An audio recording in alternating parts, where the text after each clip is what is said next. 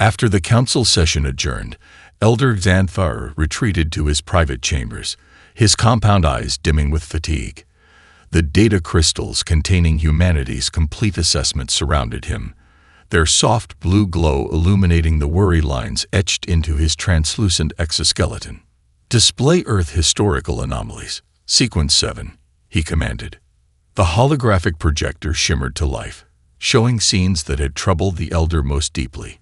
Humans recovering from catastrophes that would have ended most civilizations, their baffling ability to thrive under pressure rather than merely survive it.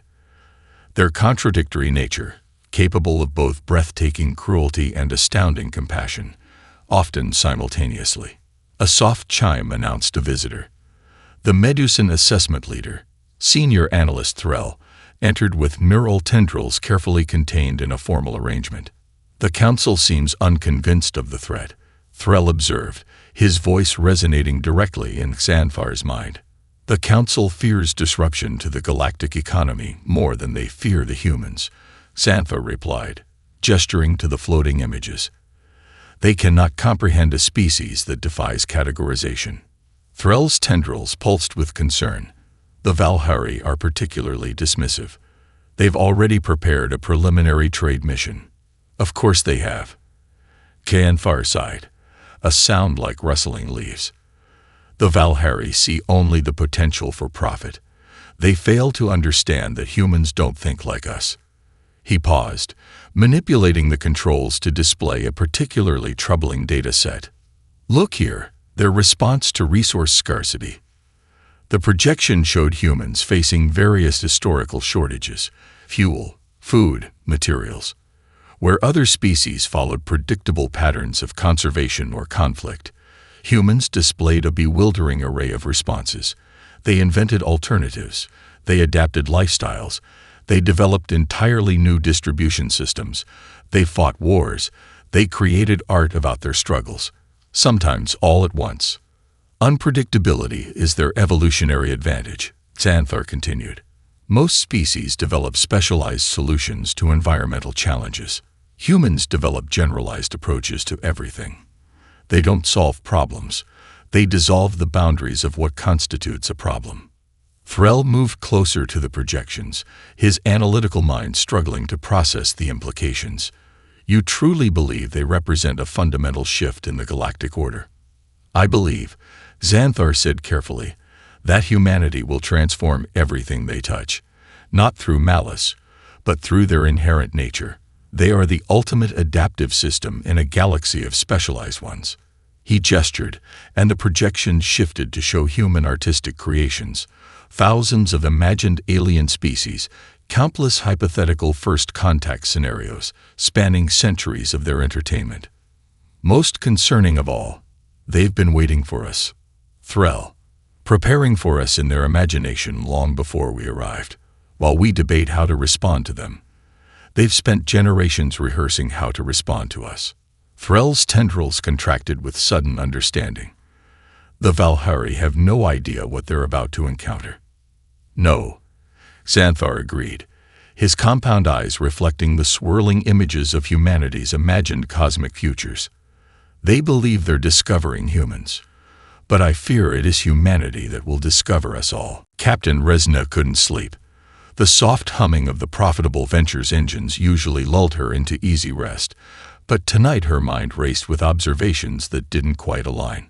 She activated her personal terminal, reviewing the day's diplomatic recordings. The humans moved differently than other species, their body language constantly shifting, adapting to mirror whoever they spoke with. During trade discussions, they asked questions that seemed innocuous, but revealed a sophisticated understanding of galactic commerce far beyond what a newly spacefaring civilization should possess. "Computer, compare human technological progression timeline with standard xenodevelopment models." The display flickered, showing two curves, one jagged and steep, the other a gentle slope. "Anomalous progression detected," the computer intoned. "Human technological development shows unprecedented acceleration over past century. Statistical deviation exceeds 87% from all known species patterns." Resina's inner eyelids flickered rapidly, Something wasn't adding up. A message notification pulsed on her screen, her first officer requesting immediate attention on the observation deck. Curious, she made her way through the ship's corridors, her scaled feet clicking softly against the polished floors. First Officer Mevtor stood staring at the view screen, his posture rigid with concern. "Captain, observe the human facility we were told was a cultural exhibition center." The night-side view of Earth showed a sprawling complex near what humans called the Rocky Mountains. Thermal imaging revealed unusual energy signatures. "We've been monitoring since yesterday's tour invitation," Mevtor explained. "Energy patterns suggest significant subsurface infrastructure. And look here." He enhanced a section showing vehicles moving in precise patterns. "Military formation protocols, identical to 3 other facilities we've identified." Resina studied the display, unease growing in her abdomen. Any detection of weapons technology. Nothing offensive we can identify. But their security systems are impressive. Our standard scans are being redirected and fed false data. I only discovered it by accident when a calibration error revealed the discrepancy. She tapped her claws against the console thoughtfully. "Have they detected our surveillance?" "If they have, they're showing no indication." "But Captain," Mevtor hesitated, "I've been analyzing their global communications network. They call it Internet. It's chaotic, contradictory, filled with misinformation and cultural artifacts, but buried within." He pulled up a display showing hundreds of human entertainment narratives spanning centuries, all featuring first-contact scenarios with alien civilizations. Some depicted peaceful exchange, others showed conquest, subjugation, resistance, assimilation. "They've been imagining us for generations," Mevtor said quietly, "preparing psychologically for our existence long before we arrived. No other species has done this so comprehensively." Resina felt a chill along her spine ridges. "The Council warning may have merit," Mevtor finished, "though not perhaps in the way they intended. Humans aren't dangerous because they're aggressive. They're dangerous because they're prepared. They've rehearsed this moment in countless ways. This isn't their first contact. It's merely the first real one." Below them, Earth rotated peacefully, city lights twinkling across continents like scattered jewels. "Update our trading protocols," Resina decided. "Restrict technology exchange to Category 3 only, and prepare a secure communication to Valhari Prime. The Trade Confederation needs to understand. We're not dealing with primitive newcomers. We're dealing with a species that's been expecting us all along." The question that remained unspoken between them hung in the air. What else might humanity be prepared for that the Valhari couldn't possibly anticipate? Director Kivek stood at the viewport of his executive suite on Valhari Prime, watching the unprecedented number of ships, many of human design, moving through the orbital trade lanes. The sight should have filled him with satisfaction. Instead, a creeping unease had settled in his gut. His assistant entered silently, placing a secure data tablet before him. "The quarterly analysis, Director," as requested. Kivek scanned the report, his discomfort growing with each data point. Human trade volume had increased 340% in just 3 standard cycles. More concerning were the technology exchange metrics. Humans were implementing and improving Valhari technologies at rates that defied all precedent. "Summon trade analyst Jenver," he ordered. Immediately. Within minutes, the young analyst arrived, clearly nervous to be called before the trade director. Jenver had been studying human economic behavior since first contact, developing a reputation for unconventional insights. "Explain this," Kivek demanded, highlighting a section of the report. "How are humans outperforming our adaptive metrics in 17 different industry categories?" Jenver's scales shifted from nervous gray to thoughtful blue. "It's their collaborative approach, Director. While we optimize for individual advantage, humans optimize for system-wide improvements." Elaborate. "When we develop technology, we maintain control through patents, exclusive licensing, and information siloing. Humans," Jenver hesitated, They have something called open source development. They freely share innovations, allowing thousands of minds to improve upon them simultaneously. Qvex's inner eyelids flicked with skepticism. No profit-motivated species would willingly share valuable intellectual property. That's what makes them dangerous, sir. They've discovered that certain forms of sharing actually accelerate profit rather than diminish it. Their economic philosophy incorporates cooperation as a competitive strategy. The analyst manipulated the data display, showing a complex web of human trading relationships that extended far beyond Valhalla-controlled sectors. Most concerning is their approach to trade itself. We exchange goods for maximum advantage. Humans exchange goods to establish relationships, which they then leverage for intangible benefits we never calculated into our models. Qvex stared at the display, finally seeing the pattern. They're building a network, not a portfolio. Exactly, sir. And networks have exponential properties that hierarchies like ours cannot match. Their economic influence is growing geometrically while ours grows linearly. A notification chimed, an incoming communication from the human diplomatic office. Qvex gestured to accept the call, composing his features into a mask of confident authority.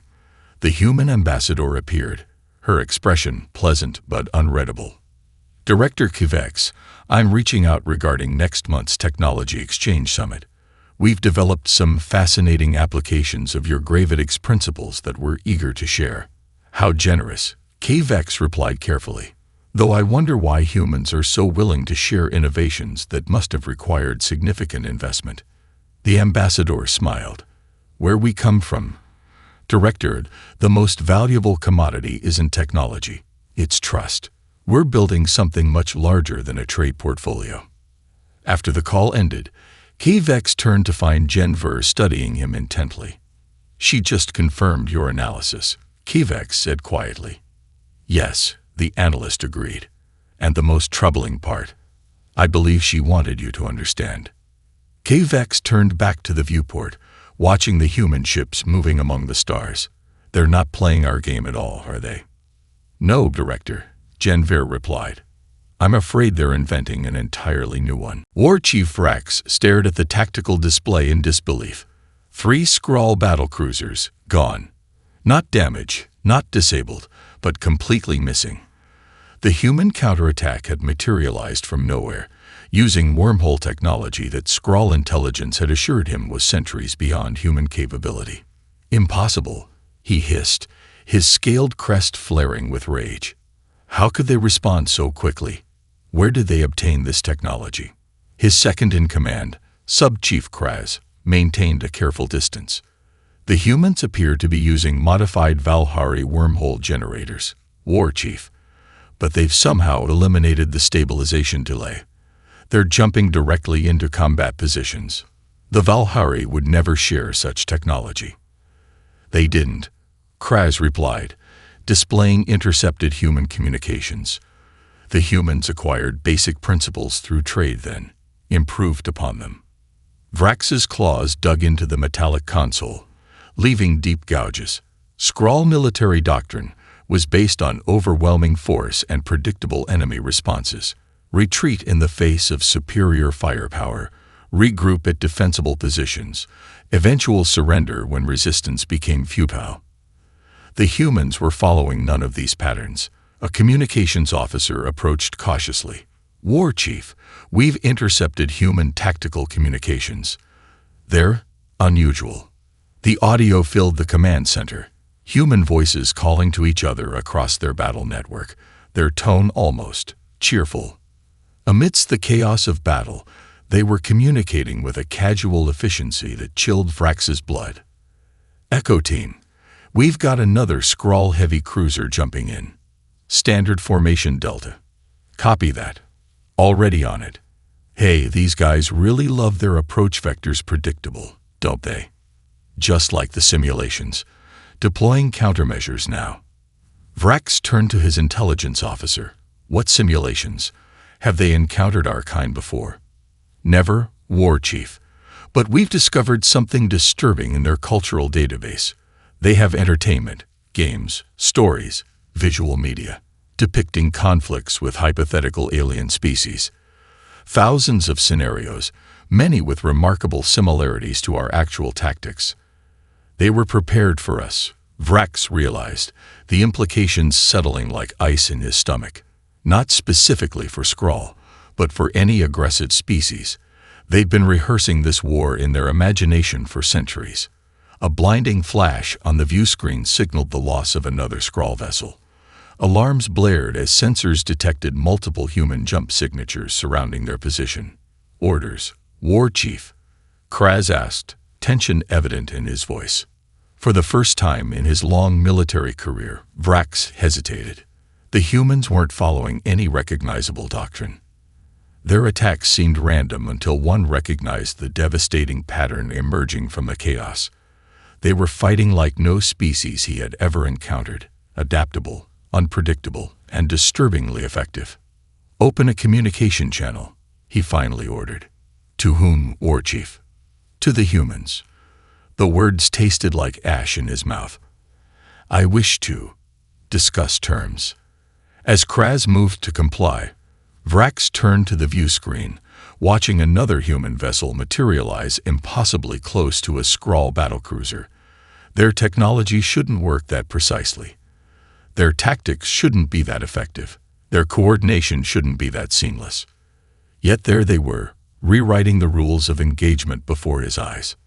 Perhaps, he murmured, the Galactic Council's warning had merit after all. Elder Xanthar moved slowly through the diplomatic reception on Arcturus Station, his ancient exoskeleton supported by a subtle gravitational field.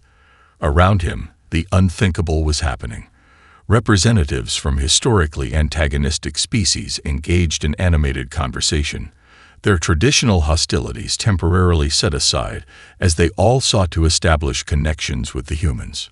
The human delegation had arrived only 20 minutes ago, yet they had already transformed the typically stilted diplomatic gathering into something vibrant and unpredictable.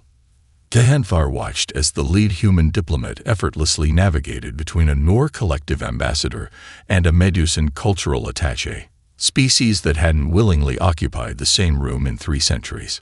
Remarkable, isn't it? Came a voice at his side. Councillor Vresh of the Arcturian hierarchy approached, her crystalline form refracting the ambient light. One would almost think they're doing it deliberately. They are, Xanthar replied quietly, though perhaps not in the way you imagine. They observed as a human cultural specialist engaged a cluster of minor species representatives, carefully ensuring each felt equally acknowledged. The humans had an instinctive understanding of status dynamics that most species took decades to master. I've been reviewing the Skrull conflict data, Vresh said. Their response was illuminating. In what way? The humans employed 47 distinct tactical approaches in the first engagement alone. When the Skrull adapted to one, humans immediately shifted to another. They displayed no attachment to successful strategies. They abandoned working approaches simply to prevent predictability. Xanthar's compound eyes tracked the movement of human security personnel around the reception hall. They appeared relaxed, yet he noted how they maintained optimal coverage of all entry points with minimal obvious coordination. Have you spoken with the Tizari delegation? He asked. Vresh's crystalline structure vibrated with surprise. The Tizari rarely attend council functions. They're here now. Xanthar gestured subtly toward a shadowy corner where 3 insectoid forms huddled in conversation with a human scientist. The Tizari have maintained isolation for millennia, yet they responded to a human research inquiry within days. What could humans possibly offer the Tizari? Questions, Xanthar said simply. The humans asked questions no other species thought to ask. About Tizari temporal mathematics, a field most consider impenetrable. Across the room, a burst of multi-tonal laughter erupted from a group including representatives from 3 traditionally antagonistic trading blocs. They build bridges without seeming to try, Vresh observed. Yet I sense no manipulation, no hidden agenda. That's what makes them dangerous. And valuable, Xanthar replied. Their diplomatic approach isn't strategic in our sense of the word. It's instinctive. They naturally seek connections because their evolutionary history rewarded social flexibility. The human diplomatic lead caught Xanfar's gaze across the room and offered a respectful nod. The gesture carried a weight of recognition that surprised the elder. Perhaps the humans understood more than they revealed. The Valhari believed they could control human integration into galactic society. Xanfar continued. Now they struggle to maintain relevance as humans establish direct relationships with everyone.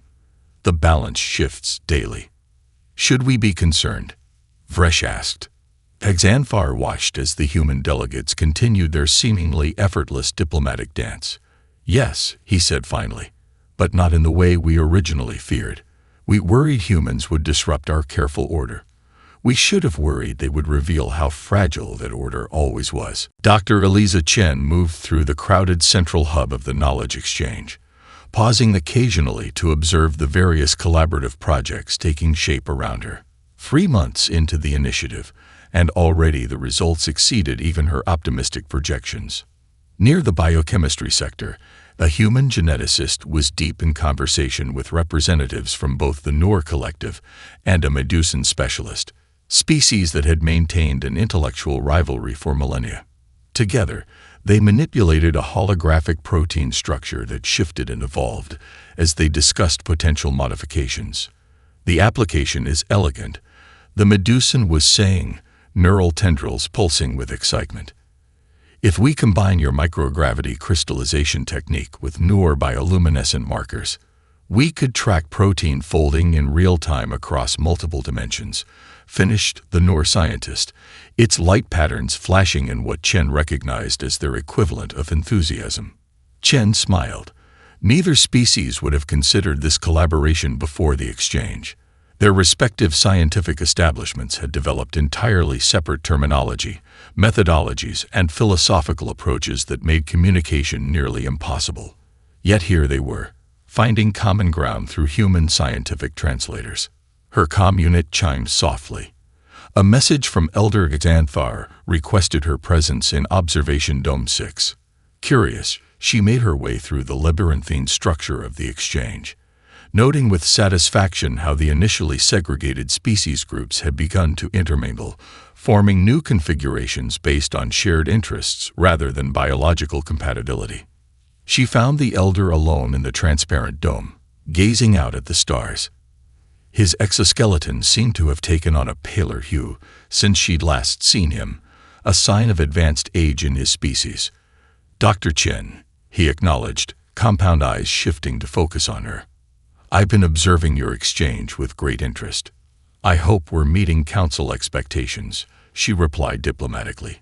A sound like rustling leaves emerged from him, the Arcturian equivalent of a laugh. You've exceeded them in ways we never anticipated, which concerns me. Concerns you. The breakthroughs we're seeing are remarkable, he interrupted. The quantum communication principles your teams have developed have advanced the field by centuries. The medical applications of combined Noor-Medusan research will save countless lives.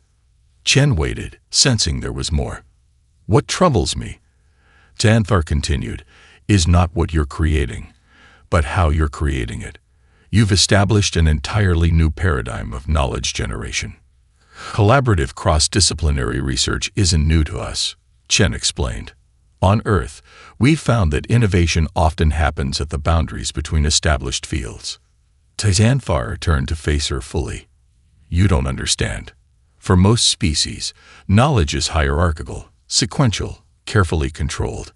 Your approach, this chaotic, boundary-crossing methodology, it's fundamentally restructuring how younger species conceive of knowledge itself. Chen considered this. Is that necessarily problematic? It disrupts millennia of established intellectual tradition, Xanfar said. Yet I cannot deny its effectiveness. In 3 cycles, participants in your exchange have solved problems that the Council's finest minds have struggled with for centuries. He gestured toward a distant section, where young representatives from a dozen species were gathered around a holographic simulation, excitedly sharing ideas. The younger generations especially are drawn to your methods. They find them liberating. The word seemed to trouble him even as he spoke it. Chen smiled gently. Freedom often feels uncomfortable at first, Elder. Even the freedom to think differently. The quantum anomaly expanded another 12% overnight. Emergency evacuation ships streamed from the threatened Valhari colony of New Prospect, their navigation systems struggling against the space-time distortions radiating from the phenomenon. In the Crisis Command Center established on Arcturus Station, Dr. Chen stared at the holographic model hovering above the central table. Representatives from 17 species surrounded her, each face illuminated by the ominous purple glow of the anomaly projection. The Arcturian quantum suppression attempt failed, reported Science Director Fell, her crystalline form dimmed with fatigue. The anomaly absorbed the energy and accelerated its expansion, as did the Tizari temporal stabilizers, added Ambassador Kvex of the Valhari, his normally lustrous scales dull with stress. We've now lost 4 colony worlds and a primary mining outpost. Chen walked slowly around the table, studying the data streams flowing across multiple displays. The assembled representatives fell silent, watching her with a mixture of hope and skepticism. The human plan seemed impossibly complex, requiring precise coordination between technologies that had never been designed to work together. The problem, Chen said finally, is that we're all approaching this from our specialized perspectives. The Arcturians see a quantum problem. The Tizari see a temporal problem. The Valhari see a spatial distortion. And what do humans see? Asked Elder Xanthar. Chen smiled slightly. We see patterns, connections. She manipulated the holographic controls, highlighting specific data points from each failed attempt. Each intervention affected the anomaly, not as intended, but in consistent ways. She expanded the display, revealing a complex network of cause and effect relationships extracted from the failed containment efforts. The anomaly responds defensively, like an immune system. It recognizes singular approaches and adapts. But if we combine technologies in ways it can't anticipate, applying them simultaneously from multiple dimensional frames, impossible, interrupted the Medusan physicist. These systems are fundamentally incompatible. The energy requirements alone would be prohibitive using conventional methods, Chen agreed. But we're not proposing conventional methods. She nodded to her human colleague, Dr. Patel, who activated a secondary display. We've developed an interface system based on principles from the knowledge exchange, Patel explained. It doesn't try to force compatibility between your technologies. Instead, it creates a translation layer, a way for each system to communicate with the others while maintaining its own operational integrity. The display showed a stunningly complex network of interconnected systems, each operating according to its own principles while contributing to a unified effect. Several representatives began talking at once, their voices a cacophony of objections, questions, and tentative interest. Chen waited patiently until Elder Xanthar raised a hand for silence. What you propose has never been attempted, the elder said. The coordination challenges alone are immense, not to mention the cultural and technical barriers. Precisely why it might work, Chen replied. The anomaly adapts to expected approaches. This is something entirely unexpected. Kvex stepped forward, studying the human proposal intently. My people have already lost too much to this thing. We support the human plan. One by one, other representatives signaled their cautious agreement. As the meeting transitioned to implementation planning, Elder Xanthar moved to Chen's side. You're betting everything on your species' talent for improvisation, he observed quietly. Chen's eyes remained fixed on the holographic representation of the expanding threat. Not improvisation, Elder. Connection. It's what humans do best. The newly convened Galactic Council chamber on Earth hummed with activity. Representatives from 32 species, 19 more than the original council had included, gathered in the circular hall designed specifically to eliminate hierarchical seating arrangements. Gone were the elevated platforms and status indicators that had defined council meetings for millennia. Elder Xanthar, now serving as transition coordinator rather than presiding member, observed the proceedings with a sense of wonder that overrode his lingering discomfort with the new format. Species that had barely acknowledged each other's existence now engaged in animated discussions about joint development projects, cultural exchanges, and shared defense initiatives. Remarkable transformation, noted Councillor Threll of the Medusan Collective, joining Xanthar at the observation platform. In just 7 cycles, the galactic political structure has reorganized itself more dramatically than in the previous 50 millennia. All catalyzed by one species, Xanthar agreed, watching as Dr. Chen moved easily through the gathering, connecting individuals and groups with subtle introductions and thought-provoking questions. The success of the anomaly containment operation had fundamentally altered how species viewed each other. Working together under humanity's coordinative framework, they had discovered capabilities and synergies none had imagined possible. More importantly, they had established connections that transcended traditional diplomatic channels. Ambassador K-Vex approached, his scales now bearing the distinctive patterning that marked his recent elevation to Premier of the Valhari Confederation. The resource-sharing proposal passed unanimously, he reported, including support from the Skrull delegation. Xanthar's compound eyes swiveled in surprise. The Skrull agreed to share their asteroid mining techniques. With modifications, K-Vex confirmed, they've integrated human efficiency principles with their extraction technology. The combined approach yields 40% more refined materials with 30% less energy expenditure. Nearby, a Skrull representative engaged in technical discussion with a human engineer and a Tzari mathematician, a scene that would have been unimaginable months earlier. We feared humans would disrupt everything we built, Threll observed. Instead, they've helped us build something better. K-Vex made a gesture of qualified agreement. Though not without resistance, several elder species have withdrawn from active participation, claiming the new council lacks proper reverence for established protocols.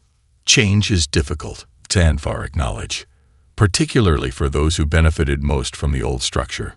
Their conversation paused as the chamber lights dimmed slightly, signaling the start of the formal session. The Earth representative, not Chen, but a seasoned diplomat named Okafor, took position at one of 32 identical speaking points arranged in a perfect circle. Distinguished representatives, Okafor began.